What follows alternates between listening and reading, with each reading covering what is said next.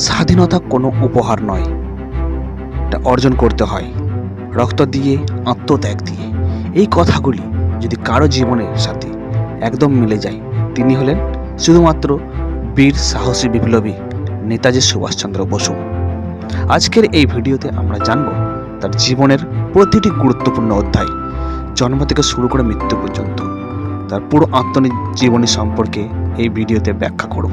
তো চলো শুরু করি। 1897 সালের 23শে জানুয়ারি উড়িষ্যার কটক শহরে জন্ম নেন বীর সুভাষচন্দ্র বসু। তার বাবা জানকীনাথ বসু ছিলেন বিখ্যাত আইনজীবী, আর মা প্রভাবতী দেবী একজন আদর্শ গৃহিণী। ছাত্র জীবনে তিনি ছিলেন অত্যন্ত মেধাবী ছাত্র। প্রেসিডেন্সি কলেজ থেকে পড়াশোনা শুরু, তারপর ইংল্যান্ডে গিয়ে ICS পাস করেন চতুর্থ স্থান পেয়ে। কিন্তু ব্রিটিশ সরকারের চাকরি তিনি নেননি। দেশের জন্য, স্বাধীনতার জন্য সেই চাকরি আর করেননি, ত্যাগ করেছেন। দেশে ফিরে এসে তিনি চিত্তরঞ্জন দাসের সঙ্গে কাজ শুরু করেন আর ধীরে ধীরে কংগ্রেসে যোগ দেন। 1938 সালে তিনি হন কংগ্রেসের সভাপতি। পরের বছরও তিনি জয়ী হন, কিন্তু গান্ধীজির সঙ্গে মতপার্থক্যের কারণে এই কংগ্রেস পদত্যাগ করেন নেতাজি সুভাষচন্দ্র বসু।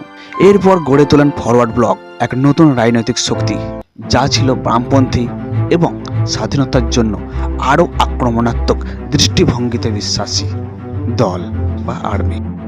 সুভাষচন্দ্র বসু বিশ্বাস করতেন শুধু অহিংসা আন্দোলন দিয়ে স্বাধীনতা আসবে না।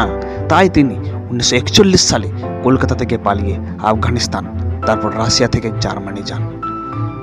সেখানে হিটলারের সঙ্গে দেখা করেন এবং ভারতকে মুক্ত করার পরিকল্পনা করেন।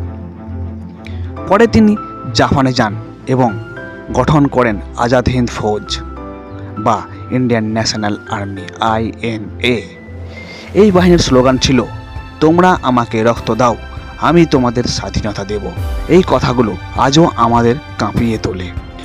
1943 সালে নেতাজি প্রতিষ্ঠা করেন আজাদ হিন্দ সরকার, এক প্রবাসী স্বাধীন ভারত সরকার। তিনি নিজে হন রাষ্ট্রপ্রধান ও সর্বাধিনায়ক। তিনি আন্দামান ও নিকোবর দ্বীপপুঞ্জকে শহীদ ও স্বরাজ নামে পুনর্নামকরণ করেছিলেন। এটা ছিল প্রতীকী কিন্তু সাহসী পদক্ষেপ, বিশ্বকে দেখিয়ে দেওয়া ভারত আর ব্রিটিশদের গোলাম নয়। 1945 সালের 18ই আগস্ট জাপানের তাইহুকোতে বিমান দুর্ঘটনায় নেতাজির মৃত্যু হয়, এমনটা বলেই সবাই জানে। কিন্তু এর মৃত্যু নিয়ে প্রশ্ন আজও থেকে গেছে।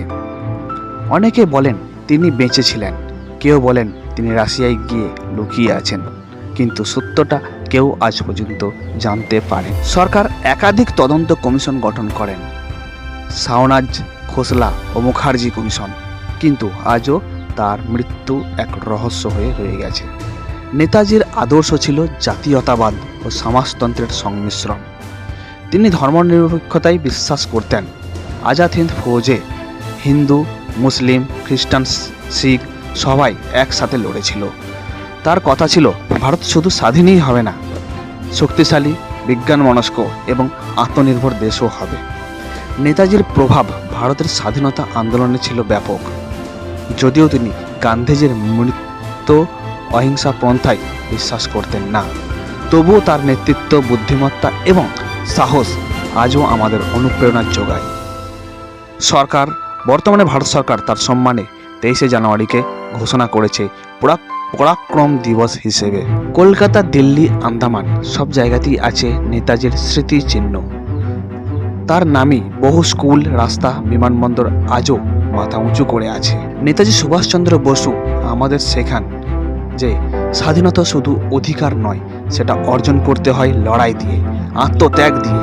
তিনি ছিলেন এক দূরদর্শী নেতা, যিনি নিজের জীবন উৎসর্গ করেছিলেন ভারতের জন্য।